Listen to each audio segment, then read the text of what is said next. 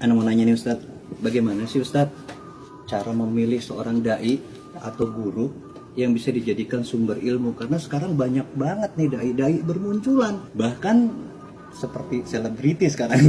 Ustadz banyak banget nih. Ya sebetulnya kalau kita melihat dalil dari Al-Quran, hadis dan perkataan para ulama, sudah dijelaskan apa sih tips yang harus kita jadikan sebagai pegangan di dalam memilih guru, mengambil ilmu.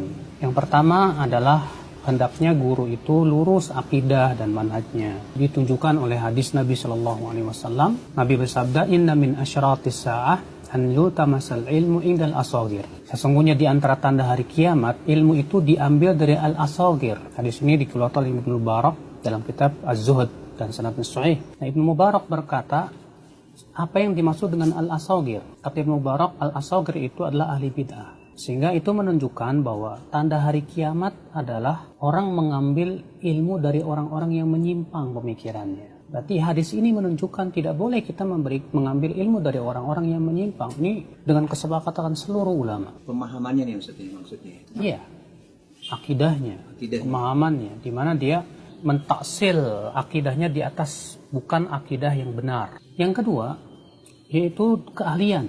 Karena keahlian ini sangat penting sekali.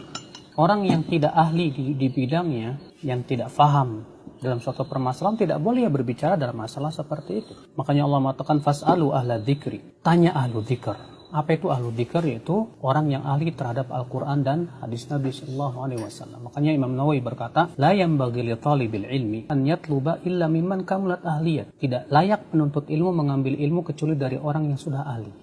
Ini berarti dia punya kemampuan yang dalam, keilmuan yang dalam terhadap Al-Quran dan hadis. Yang ketiga, ini adalah syarat keutamaan saja, berakhlak mulia yang bisa kita jadikan panutan dalam hidup kita. Karena kan yang mana guru kan singkatannya digugu dan ditiru kan, bukan wagu untuk ditiru. Yang pertama ini yang paling utama, masalah lurusnya akidah dan manhaj penting. Kenapa? Karena ini berhubungan dengan lurusnya akidah kita.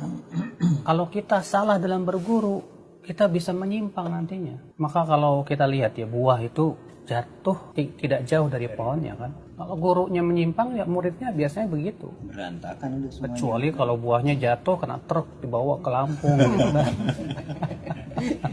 Bisa. Iya. Makanya Ibnu Umar berkata, dinak, agamamu jagalah. Agamamu jaga. Fa inna ma huwa damuka wa lahmuk. Kenapa?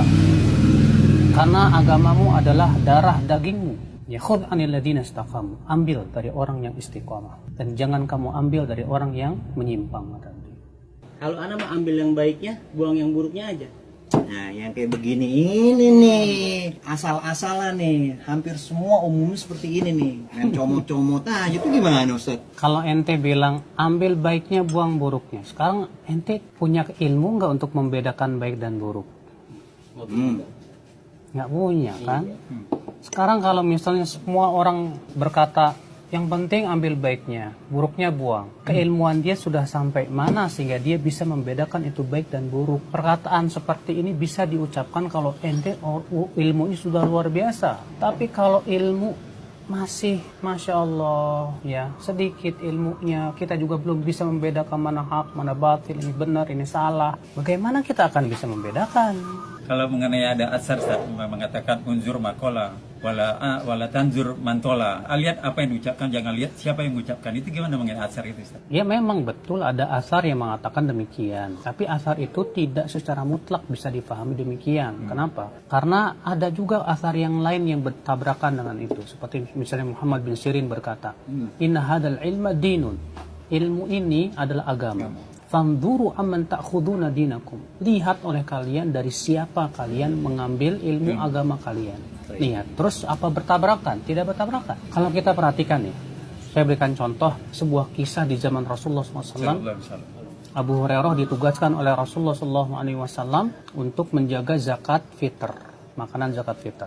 3 malam berturut-turut datang maling dan itu ditangkap oleh Abu Hurairah. Kemudian di malam yang ketiga Abu Hurairah tidak melepaskannya. Tapi apa kata si maling ini? Maukah aku ajarkan kepada engkau ya Abu Hurairah, kalau kamu baca sebuah bacaan ini sebelum tidur, kamu akan dilindungi dari setan sampai pagi. Apa itu? Baca ayat kursi. Akhirnya ia melapor ke Rasulullah. Apa kata Rasulullah? Sodaqoka wa huwa kadhub. Kali ini dia benar, walaupun dia tukang dusta. Tahukah kamu Abu Hurairah siapa orang yang 3 malam berturut-turut datang itu? Itu setan. Lihat, ketika yang diucapkan oleh setan benar, Rasulullah membenarkan. Tapi apakah Rasulullah berkata kepada Abu Hurairah, udah kamu belajar sama setan sono? Oh, itu maksudnya. Nah, itu lagi. Jadi kalau misalnya ada orang yang mengucapkan kata-kata dan kita tahu itu benar, naam, kita terima siapapun yang mengucapkan. Hatta iblis pun, kalau ada maling ngomong ke kita misalnya, kamu jangan jadi maling ya kayak saya. Terima nggak? Terima dong. Tapi kalau kita bersimpuh menuntut ilmu, nggak bisa kepada sembarangan orang. Harus bisa membedakan ya Ustaz. Iya, kalau kita bersimpuh menuntut ilmu, kenapa? Kita akan mengambil ilmunya. Maka dia harus orang yang mumpuni. Dia harus lurus akidah dan manhajnya. Supaya apa? Supaya ini betul-betul membimbing kita dalam agama kita, dalam hidup kita. Harus dibedakan antara ini dan itu ya. Alhamdulillah. Nambah.